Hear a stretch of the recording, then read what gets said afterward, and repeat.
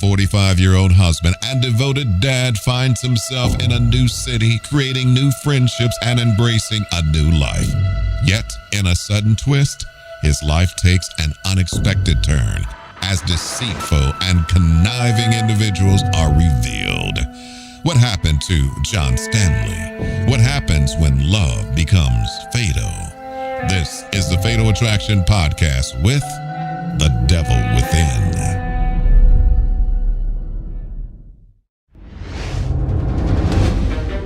An unexpected payout gave them a fresh start in a new city. He got a really substantial settlement. They have a very nice big house. It was just a better living. It was quiet, it was peaceful. But a single gunshot will shatter the illusion. He had been shot execution style. It was terrible. I lost a part of my heart. As the case unfolds, dark secrets begin to emerge. On my side. He had attracted some people that were a little on the sketchy side. She literally found a brick of cocaine. This is starting to look like the drug deal gone wrong. But the truth will prove more shocking than anyone suspected. I asked Dad if I could drive the car, but he said he needed it. Things began to unfold. He started acting crazy. No matter how much you try to give, some people still want more. Then he went and got the gun. You only see stuff like that on TV.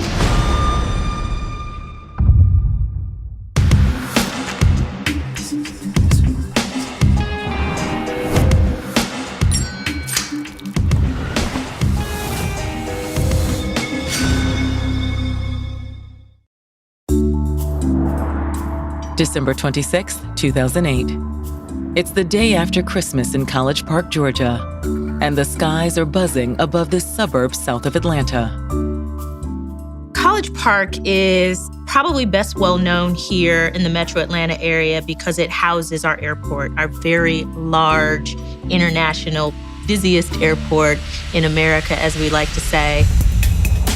However, there's a side to this town of 15,000 that isn't immediately obvious to the millions of travelers who pass through every year.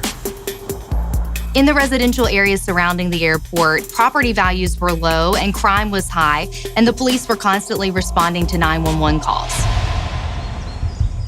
At first, the call that comes in at 3 o'clock that afternoon appears to be routine. It was a call reporting a suspicious vehicle at an apartment complex just west of the airport. When the police get there, they're met by a woman who says she noticed the car there for a few days. The woman was actually the manager of the complex and was able to tell them the car was not registered to anyone who lived there. She also tells the officer that when she took a closer look just after calling, she discovered a man lying on the back floorboard. I don't know if he's asleep or what. Have you tried to wake him? No, I was kind of afraid. After talking to the caller, officers approached the vehicle. The driver's side window was down. Sir, is everything okay? When there's no response, officers enter the vehicle. And as soon as they open the door, it's clear that the man inside isn't sleeping. He appears to have a bullet wound in the back of his head. Looks like he's been dead for a few days. There's no wallet on the body, but officers do find a driver's license in the center console. The man pictured on the ID appeared to be a match for the man in the back seat. Turns out that the person deceased inside this car is 45-year-old John Stanley. John Stanley started life a long way from the Atlanta suburbs, where he was no stranger to tough city streets. John Stanley grew up in Brownsville, New York, a really rough part of Brooklyn. The streets is hard where we from. It was rough, but we had more fun than bad times. John came from a good family that stayed on the path of just like staying away from the hard streets, hard knock life. My mom instilled in us, you gotta graduate high school. That was mandatory. Watch who you hang out with, watch the crowd.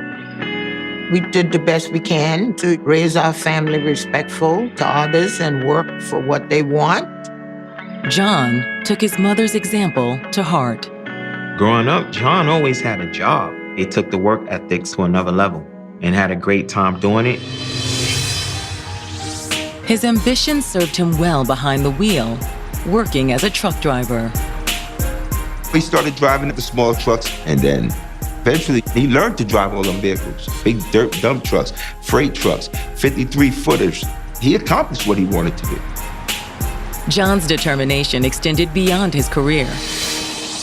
And when he was only 25, he fell hard for a pretty 18-year-old named Wanda Black. He was head over heels. She wasn't like other chicks. She was quiet and reserved. It was just such a natural thing between them. There was one complication, though. She was pregnant by another man. Wanda and the child's father had split up, and he didn't want any part in raising the child. Faced with this, John did not back down. He was in love with this woman. He wanted to be a part of her life. He wanted to be a part of her child's life.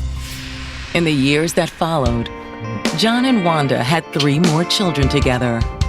John and Wanda get married, and they start a family of their own. He loved his kids. He was strict because I raised them up strict, but he was good to his kids. He was involved in his kids' life. He wanted them to accomplish things. He wanted them to do better. He was a good dad. Not that it was always easy. They are a family of 6 trying to make it in New York City. And we know how expensive it is to live in New York City. He was a workhorse so that he could have enough money to take care of him and his wife and his kid and others who needed him. John worked hard so that Wanda could stay at home and focus on raising their children. But one day at work, it all came crashing down. A big roll-off gate fell on him. Hit his shoulders and actually broke both the shoulders, the rotator cuffs on both the shoulders. He had 2 surgeries on the right and 2 on the left. But at the end of the day, he was not able to drive a truck anymore. Even driving a regular vehicle was hard for him. It was rough, not able to do the things that he used to do and he loved to do. However, the tragic accident became a turning point. He is actually able to get a really substantial settlement as a result of his workers' comp claim. It ended up being $600,000. This was huge for the family. John suddenly had money that it would have taken him years to accrue. Eager for a new beginning, the family relocated to Locust Grove, a small town south of Atlanta. He knew somebody else that lived down there, and it was like, it's a good place to go. They were able to live in a neighborhood that allowed them to send their children to good schools. They were actually able to afford a very sizable, beautiful home. They had a new house and just a new outlook on life. Only now, less than a year after their big move, John's journey has come to a tragic end. Police had just found what they believed was John's dead body in the back of his SUV. John has been shot in the back of the head. But how did he end up dead in a parking lot 30 miles northwest of his new home? The location could offer detectives a clue. The apartment complex that the body was found outside of was known for drug trafficking. It was kind of a hot spot.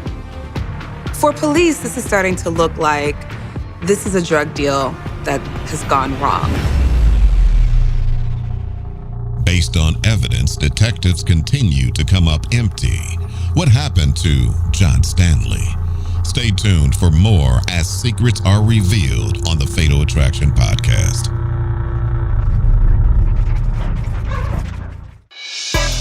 After a tragic accident at work left him unable to earn a living, a $600,000 settlement gave John Stanley and his wife Wanda a chance to start over.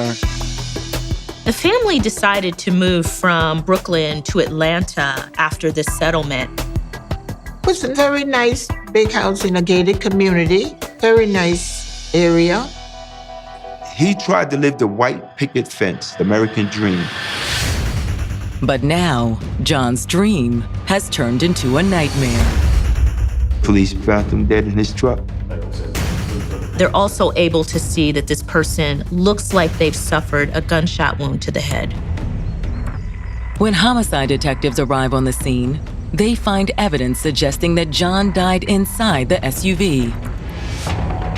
There was blood spatter all over the interior of the vehicle, concentrated on the driver's side. The splatter looks like the person that shot the gun was standing outside the car. John appeared to have been shot execution style.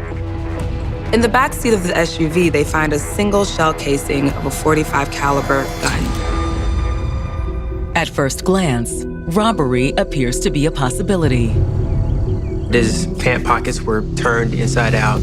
His wallet was missing. His phone was missing. However, if it was a robbery, then why didn't the killer steal John's nice vehicle? His brand new SUV is still there.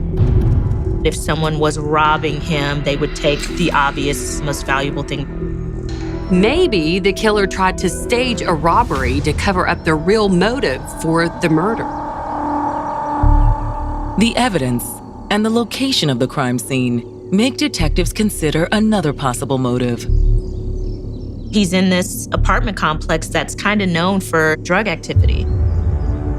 Since the driver's window was rolled down when police found the body, it was possible John was there at the complex for nefarious reasons. So the question was, well, why was it down? Could he have been there doing something like purchasing drugs? When detectives return to the station and run a background check on John, there is no history of drug arrests.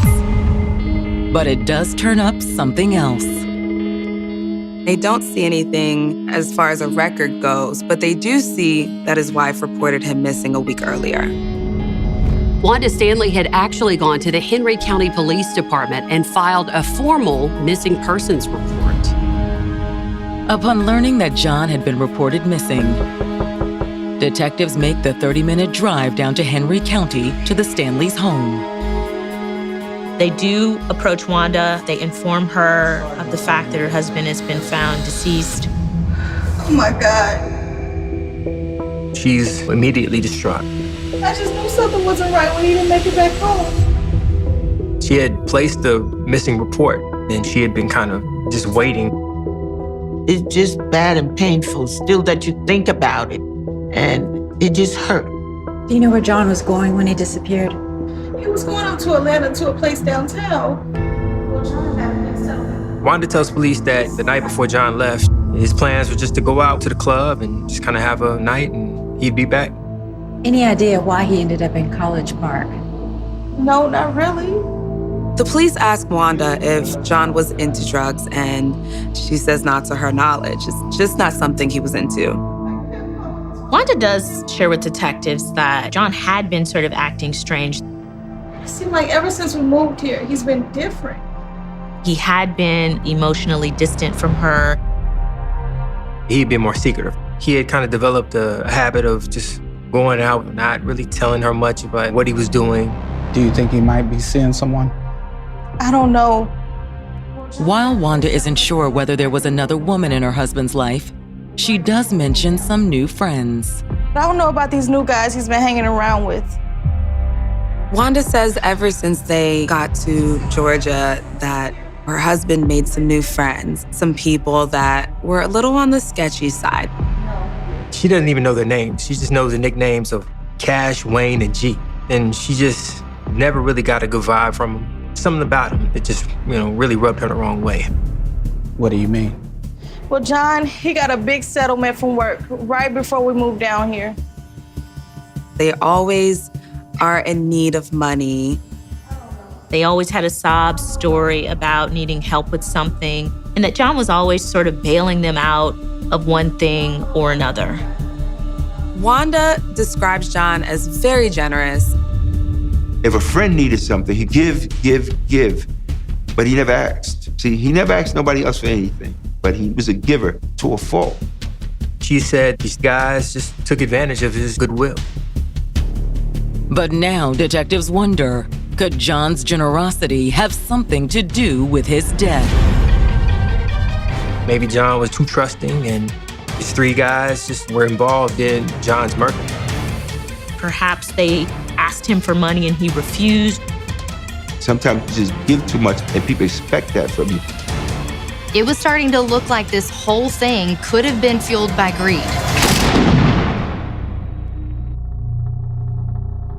Based on evidence, detectives continue to come up empty. What happened to John Stanley? Stay tuned for more as secrets are revealed on the Fatal Attraction podcast.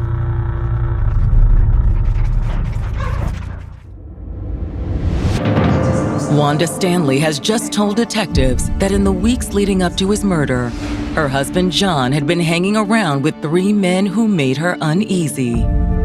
Wanda tells detectives that these guys were always sort of after John for money, and they may have had something to do with John's murder. Besides that, Wanda can give detectives little information about the 3 men. She doesn't even know their real names. She only knows these nicknames: Cash, Wayne, and G. I think G was from New York. Wanda really didn't know a lot about these guys. She can't give them much more information about the night John disappeared either. Wanda tells police that John told her that he was gonna go out with the guys to the club and he would be back. Did he say which club? No, he didn't. Do you or your husband own a gun? No, we don't keep guns in the house with the kids. She's really not able to give them anything concrete. She blamed that on the fact that John was really acting different and they really weren't communicating with each other in the same way they had in the past.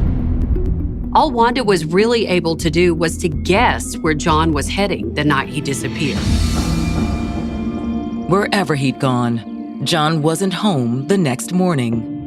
This is out of John's character. He's not the type of guy that disappears. I kept calling his phone, but he never answered. John wouldn't go out and stay out all night or whatever, not call. Something is wrong. That's when she decided to file a missing persons report. Wanda had also reached out to John's family back in Brooklyn. That Sunday afternoon when I came in from church, she told me that he had went out that Saturday night and never came home. I heard he was missing, and I called his cell phone, and it just kept ringing, like somebody had it, but didn't answer it. We all calling his phone, he ain't picking up, then that's when you start thinking the worst. Based on the condition of John's body and his lack of communication after he disappeared, detectives believe the murder happened the same night he went missing. But for Wanda and John's family, the week before police found his body had been filled with anxiety and anguish. She had been kind of just waiting for some sign of something. When Christmas came, it was the worst. It was like, nah, this don't make sense. This don't make sense. After talking to Wanda, detectives also speak to the couple's oldest daughter. Me and my siblings were gonna go to the movies that night. I asked Dad if I could drive the car, but he said he needed it. John's daughter recounted that she had asked John if she could take the SUV to go to the movies, but he had said no, he had planned on going out that night. The kids had actually ended up taking Wanda's car to the movies. They returned back home around midnight or so. The SUV was gone, and her mother was already asleep at that point. John and Wanda's daughter says she didn't realize her father was missing until she got up the next morning. John's older daughter tells the police that Wanda was freaking out and really was concerned about where he was and what had happened to him. I just can't believe my dad's gone. Thank you. Hoping to determine where John went the night he disappeared, detectives head to the nightclub Wanda mentioned and meet with the manager. They viewed surveillance video of the night in question. Detectives hoped the footage would not only give them a lead about John's movements that night, but also some clues about the mysterious Cash, Wayne, and G. But there's no sign of John in any of the footage. They talked to witnesses and employees, and it became pretty clear to them that John was not at the club. So if he wasn't at the club, where was John that night? Had his 3 friends turned on him? Maybe there was some sort of argument between the men or a fight over money. Or was it possible that John had never planned on meeting Wayne, Cash, and G at the club? Police started to wonder, did John just let Wanda think he was hanging out with these guys when he actually had a different plan entirely? I figured maybe he found another woman and was cheating. Perhaps he was having an affair. Perhaps he was seeing someone else. And perhaps his murder is somehow connected to that relationship. Or had detectives been on the right track from the beginning? Hours after leaving the club, they receive a surprise call from Wanda. When y'all left, I decided to go poke around in this closet. She locates what appears to be cocaine. It's not even a small amount of cocaine. It's a brick of cocaine. Based on evidence, detectives continue to come up empty. What happened to John Stanley? Stay tuned for more as secrets are revealed on the Fatal Attraction podcast.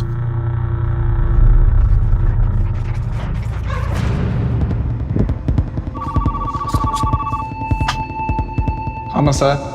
Wanda Stanley has just contacted detectives investigating her husband John's murder with news of a shocking discovery she's made in the back of the couple's closet. Wanda says that she found something in the house and it looks like cocaine. When y'all asked me about the drugs, I got curious. Wanda tells the police that she started snooping around. She ends up finding a pretty large brick of cocaine. It was in the closet. Could drug use explain his new change in character? Could that be why he was just kind of being so secretive all of a sudden? When detectives arrive at the couple's home, they confirm that the substance Wanda found wrapped up in plastic is indeed cocaine. The fact that Wanda has found this brick of cocaine really sort of puts a different spin on this question of whether or not his murder was drug-related. Finding this inside his home now makes detectives question whether or not John perhaps was selling drugs. Maybe they've had it backwards the whole time. Wanda also tells detectives that looking back, there were other suspicious signs. Wanda tells the police that ever since they moved from Brooklyn, that John had been back and forth very frequently. She tells the police that she had gone the first time. Wanda tells detectives that while they were in New York, John went to the bank and withdrew $6,000 in cash. And when she asked him what the cash was for, he wouldn't tell her. Since then, he had been going back by himself. He had even had trips where he'd flown out to New York and rent a car while he's in New York and then drive all the way back. Police take what Wanda says into consideration and start to wonder if John was a drug mule. Perhaps John's sketchy new friends, Cash, Wayne, and G, were his local connection. Although there is still one question detectives will need to answer. After receiving such a hefty workers' comp settlement, why would John turn to the drug trade? Was it possible that the money had ran out and John had gotten himself overextended? $600,000 is a lot of money, but after buying a house and just kind of living the lifestyle that he was living, it'll run out really quick. So maybe drug dealing was the motive to just keep things kind of flowing. Dealing was also something that John could do secretly enough to keep Wanda in the dark about where their cash flow was now coming from. Looking for more evidence, police ask for Wanda's permission to search the home. Wanda gives the police consent, and she tells the police that she doesn't want her kids to find any of the drugs. But detectives come up empty-handed. Aside from the brick of cocaine Wanda found, there were no other drugs, no drug paraphernalia, no large sums of cash, nothing you might expect to find in the home if John were secretly using or dealing. However, when detectives received John's autopsy report, the findings suggest that his death may be drug-related after all. The medical examiner determined that John did, in fact, have cocaine in his system. Looking for insight, detectives turn to his brother Michael when he arrives in town for the funeral the next day. Michael, thank you for taking time to talk with us. Well, my brother meant a lot to me. He was the oldest, he was a protector, and tried to guide you like a big brother should. Did your brother ever mention some of the friends he made down here? Some guys named Cash, Wayne, or G. Nah, I don't think he made any friends down here, as far as I know. He didn't really hang in Atlanta. He wanted family down there. He asked me to move down there. I think he felt alone. Do you know if your brother ever dealt drugs? What? Absolutely not. Anybody that knows my brother knows that he never hustled. He wasn't a street person. He was a 9-to-5er. Okay. Why did he make so many trips back to New York? What do you mean? He only visited a couple of times. As far as John's brother knows, he's only been back twice since they've moved to Georgia. He was coming back to doctor's appointments because he had surgery earlier that year. Who told you he was going back to New York all the time? His wife. Yeah, I wouldn't take too much stock into what Wanda has to say. Why's that? His answer is a turning point in the investigation. John's brother tells police that John and Wanda's relationship from time to time would kind of get rocky. This was way different from what Wanda had told them. According to her, even though John had been acting a little off since their move to Georgia, they had a great relationship. John's brother kind of blows Wanda's portrayal of the relationship out of the water. She would be in front of other people and show up Miss Sunshine, Miss Quiet, Mrs. Innocent. But look at her good, you see the devil in her.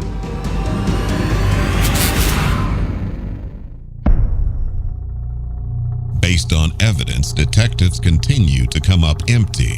What happened to John Stanley? Stay tuned for more as secrets are revealed on the Fatal Attraction podcast.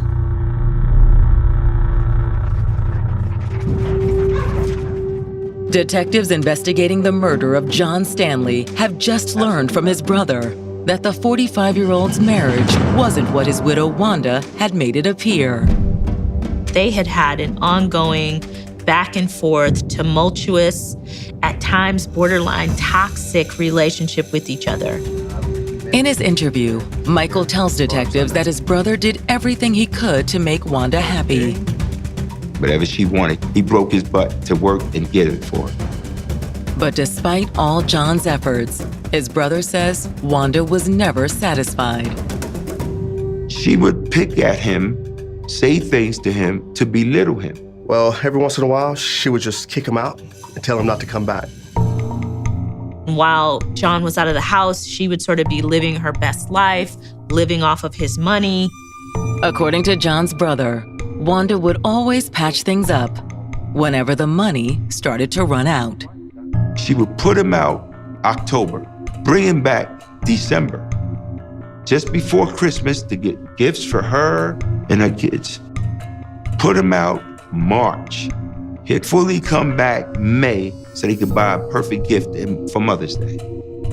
That's how she operated. Like clockwork, every year it was the same thing. John always went back, too. His goals were a perfect family. We stay together, we raise the kids. But Michael tells detectives that his brother had eventually reached the breaking point. She wanted everything but not him. And that's what me and him had to talk about a divorce. Shortly before moving to Georgia, John had gone to a lawyer and started divorce proceedings. He wanted away. But Wanda would never sign the papers. And according to John's brother, Wanda had 600,000 reasons not to go through with the divorce. John had just gotten his workers' comp settlement. If he would have never said anything about this financial lawsuit, coming and all this stuff, I think she would have got the divorce. Instead, John and Wanda went to Georgia together, and he gave her yet another chance. Him getting the house, he thought that could help change her to make sure they stayed knitted together as a family. He took her word for everything. Suspicious if anything Wanda has told them was true, detectives start digging deeper into her claims, and it seems she has lied to them about nearly everything. Police look into airline records, and they find that there's no history of John taking frequent flights from Georgia to New York. In addition to that, detectives looked at John's cell phone records. They find that there wasn't a lot of activity the night of his disappearance. It doesn't really reflect the behavior of someone who is attempting to meet up with friends to go to the club. Not to mention, there was no evidence in his call log of him ever having been in contact with the mysterious Cash, Wayne, or G. These things really start to shed more doubt on Wanda's version of events. Detectives also decided to pull the couple's financial records, and they found there was still plenty of money from the settlement, confirming John did not need to deal drugs to keep the cash flowing. On January 7th, detectives bring Wanda in for another round of questioning. They go back to talk to her about some of the inconsistencies that they found. I just want to go over what we talked about again. One of the things that the detectives noticed about Wanda is just how calm she was. Wanda begins the interview by admitting that she has been lying to detectives. She told detectives that she knew all along that John was using drugs. In Atlanta, according to Wanda, John started to abuse cocaine. Do you get high with him? I don't get high with him. Wanda also told detectives that John's cocaine use had led him to sexually abuse her. Does he like to have sex with you when he's high, or? Yes. Does he force it on you? Mm-hmm. According to Wanda, that's basically what occurred on the night of December 20th. That night, the kids are gone. John says, we're going to the club. Come on, baby, get ready, let's go. All right. Wanda says that while she changed, John had gotten ready too. He went in the closet where the stuff was at. What stuff are you referring to? The cocaine. But while John was getting high, Wanda says she'd made her own preparations. So I went and got his gun and put it in my pocketbook. Wanda admitted that she had lied earlier and that John did own a .45 caliber handgun. My brother had bought something for protection while he was down there. Although Wanda says she hadn't wanted to use it. John, I don't think I want to go tonight. She said that when John came back into the room, she told him she didn't feel like going out that night. What do you mean you don't feel like going? I don't feel like it. Man, you going. Go and get ready now. And once I told him I don't want to go, that's when he started acting crazy. You think I'm playing with you? Stop! That's when he grabbed me and was taking me down the stairs. Wanda says John dragged her down to the garage. He forced her into the back of the SUV. Then she said John climbed in after her. Get in! He already had his like pants halfway down. She claims that while John fumbled on top of her in the back of the SUV, she'd done the only thing she could think of. I took the gun out of my pocketbook and shot him. She shot him in the back of the head. I didn't really want him to touch me. Based on Wanda's story, she essentially shot John in self-defense. But is she telling the truth? It seemed to detectives she was very relaxed. It was like a weight off her shoulders to tell them. In fact, that's not all that Wanda has to tell detectives. Wanda tells the police that John had actually been abusing her for years. She had basically been a battered woman since the time they got married back in New York. I couldn't take it no more.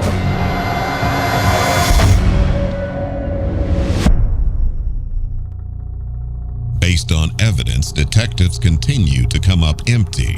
What happened to John Stanley? Stay tuned for more as secrets are revealed on the Fatal Attraction podcast.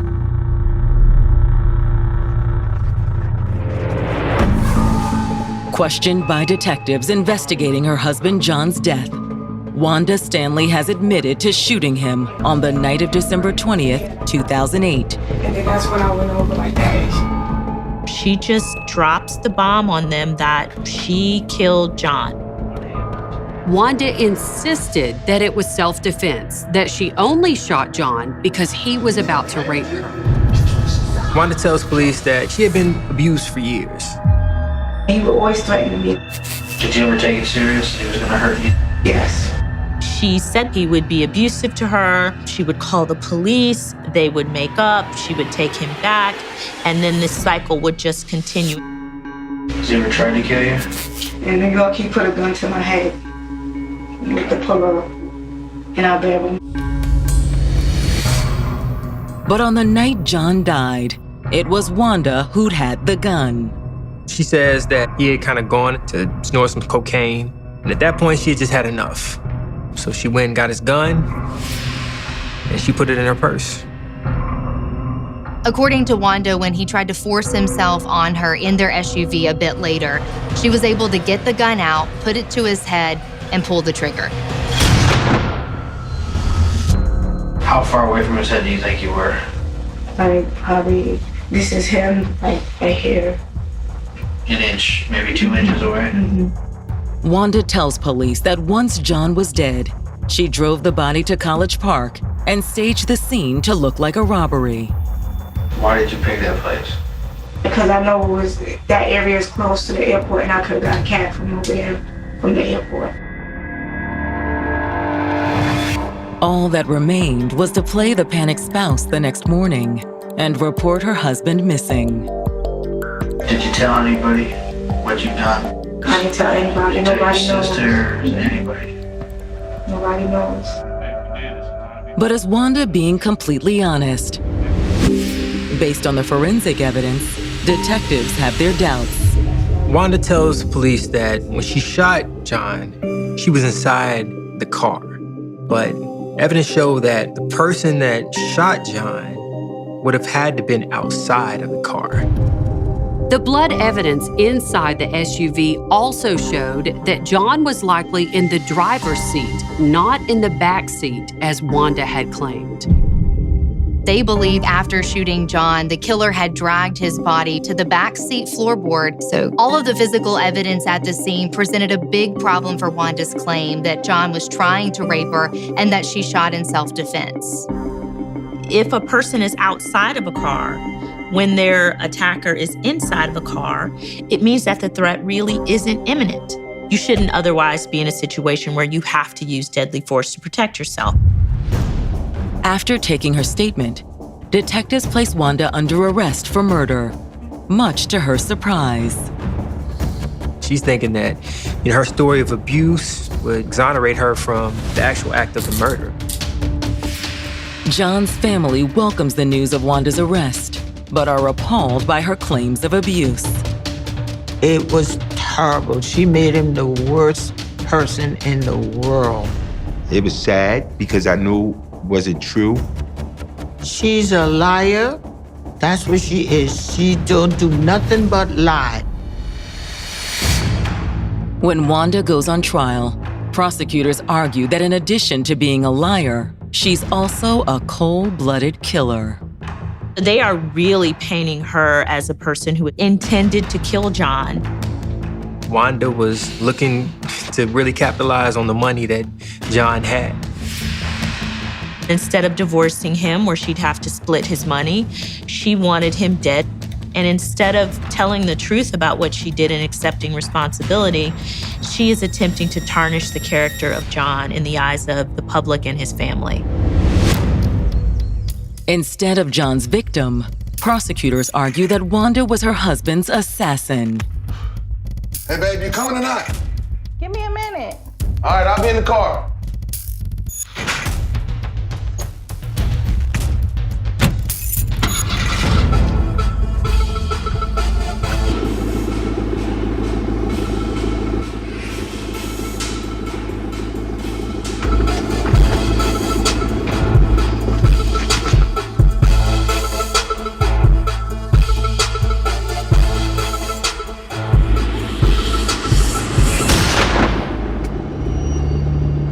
Wanda shot John from outside of the car. So she wasn't in any immediate danger at the time. John had been shot execution style. This was a cold, calculated murder. But the defense counters with evidence that Wanda's abuse claims weren't a lie. They were able to demonstrate that Wanda had taken out orders of protection against John. They were able to show that the police had been called to their home in New York because of allegations of his violence, and that John had even been arrested on domestic violence charges. The defense's case appears to have an impact. After the jury adjourns, days go by without a verdict. Both sides were concerned. And before the jury can make its decision, the prosecution and defense broker a deal. Wanda would plead guilty to involuntary manslaughter, which would send her to jail for 10 years. They could have gambled with the jury, but each side had something to lose by holding their respective positions. If she'd have walked, that would have hurt. That would have hurt. Although the family still feels that 10 years isn't nearly enough. People go to jail that amount of time for snatching a purse from somebody. Today, Wanda is back on the outside. She got to come out and pick up the pieces. My brother didn't. I could never get him back. He's definitely missed. Brothers and sisters and his mother, everybody's hurt. It's just bad and painful still that you think about it. And it just hurt. He was a good guy. Everybody made mistakes, but he never made a deadly mistake to nobody. He loved hard and he loved right.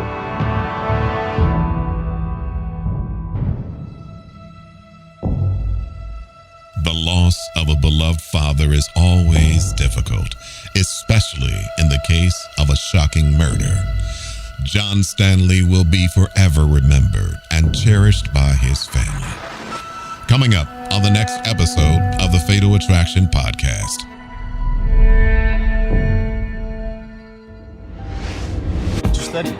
They had always shared a special bond.